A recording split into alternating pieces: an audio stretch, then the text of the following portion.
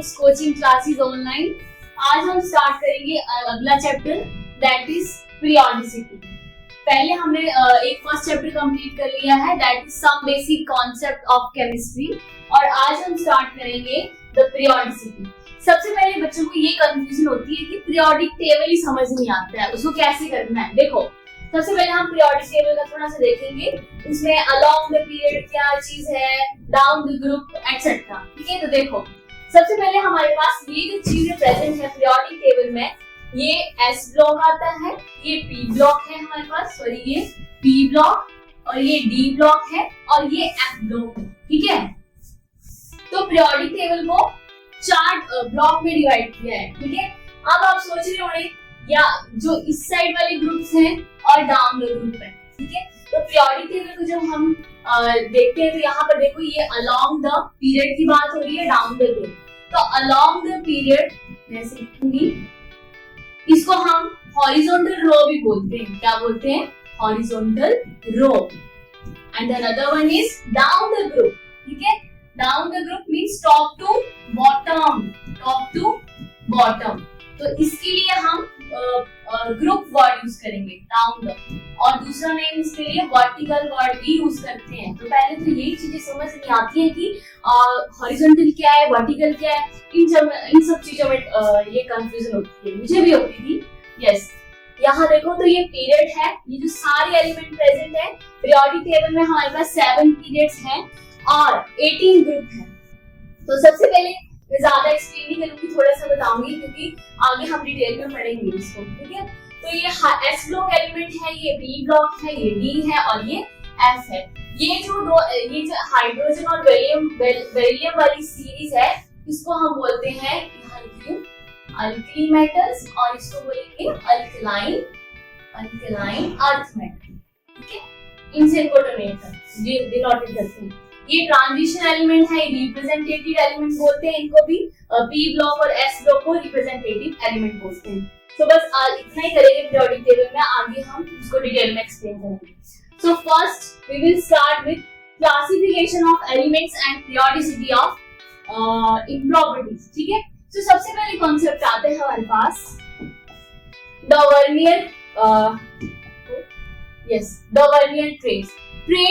Trade का मतलब क्या? देखो, ये जो एलिमेंट प्रेजेंट है, ये एलिमेंट 3 है, लिथियम सोडियम पोटेशियम। तो डवर्नियर ने बोला कि हमारे पास एक ट्रेड होगा एलिमेंट का। ठीक है, और उसमें हमारे पास 3 एलिमेंट होंगे। देखो, ट्रेड से आपको पता लग जाना चाहिए, मींस 3 एलिमेंट होंगे हमारे पास, और हमें क्या होगा कि एक वाले का एटॉमिक वेट पता नहीं होगा। तो हम कैसे निकालेंगे उसका? जो मिड वाला होगा उसका हमें एटॉमिक वेट पता नहीं होगा। जो फर्स्ट वाला होगा और जो लास्ट वाला होगा उसका हम मीन करेंगे। मीन क्या होता है? दोनों का जो भी हमारे पास एटॉमिक वेट है उसको ऐड करेंगे और 2 से डिवाइड कर देंगे और हमारे पास मिड का निकल जाएगा। कैसे? दिखाती एक सेकंड। यस, जैसे मेरे पास ये 7 लिथियम है और पोटेशियम है, यहाँ लिख देते हैं। ठीक है, 7 + 23 डिवाइड 39,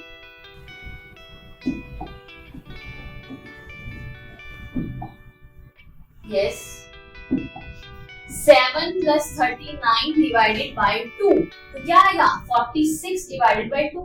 इसको डिवाइड करेंगे तो हमारे पास 23 आएगा। ठीक है, तो हम ऐसे मीन निकालेंगे और सभी का ऐसे निकालना है। कैल्शियम, स्ट्रोंशियम, बेरियम, आपके पास कैल्शियम और बेरियम का दे दिया जाएगा, बोलेंगे स्ट्रोंशियम का फाइंड करो, तो आपने ऐसे निकालना है। ठीक है, अब ये चार्ट एनसीईआरटी में दिया हुआ है, मुझे भी अपने टाइम में समझ नहीं आता था, आपको भी नहीं आता होगा मुझे पता है, लेकिन तभी मैंने इसका चार्ट ले लिया कि इसको ऐसे निकालते हैं। ठीक है, नेक्स्ट तो ये लाइन लिखी है, the Vernier classified elements into a group of 3, that is these are the groups, जिसको हम ट्रेड्स बोल रहे हैं। ठीक है, so in the triads of the element the atomic weight of the middle element was arithmetic means, मतलब उसका सम करेंगे and divided by 2। ठीक है, तो ये हमारे पास हो गया वर्नियर ट्रेड्स। नेक्स्ट है हमारे पास नेक्स्ट है Mendeleev periodic law. Mendeleev periodic law में क्या बोला है? मेंडलीव ने बोला कि जो एलिमेंट्स हैं उनको अरेंज किया है according to the increasing order of the atomic weight, मतलब कि उन्होंने एलिमेंट्स को जो पीरियोडिक टेबल में अरेंज किया वो increasing order of the atomic wait के अनुसार किया है।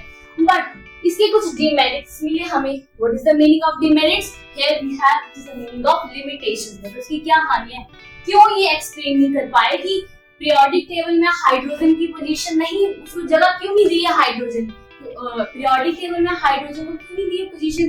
बिकॉज उसकी कुछ प्रॉपर्टीज जो है हाइड्रोजन की वो फर्स्ट ग्रुप, मैंने आपको पीछे बताया कि फर्स्ट ग्रुप जो था वो अल्कील मेटल था, उसके साथ रिजेंबल करती है, मींस उसके साथ उसकी प्रॉपर्टीज सिमिलर है कुछ और कुछ उसकी हैलोजेंस के साथ सिमिलर है, इसलिए हाइड्रोजन को पीरियोडिक टेबल में जगह नहीं दी, ऐसा मेंडलीव ने बोला। ठीक है, आगे है हमारे पास ये, इसी की एक लिमिटेशन और है कि द सेकंड वन इज कि जो एटॉमिक वेट है कोबाल्ट का वो ज्यादा है एज कंपैरिजन टू निकल, बट फिर भी इसको निकल से पहले क्यों लिख रहे हैं? क्योंकि एटॉमिक वेट तो उसका पहले आना चाहिए जिसका कम है, पर फिर भी हम इसको क्यों लिख रहे हैं? तो ये भी मेंडलीव नहीं बता पाए। ठीक है, थर्ड वन कि लैंथेनॉइड और एक्टिनॉइड को उसने जगह ही नहीं दी। देखो मैं दिखाती हूँ कहाँ, आपको पता नहीं लग रहा है ये लाइन का मतलब। देखो फर्स्ट में जो पीरियोडिक टेबल है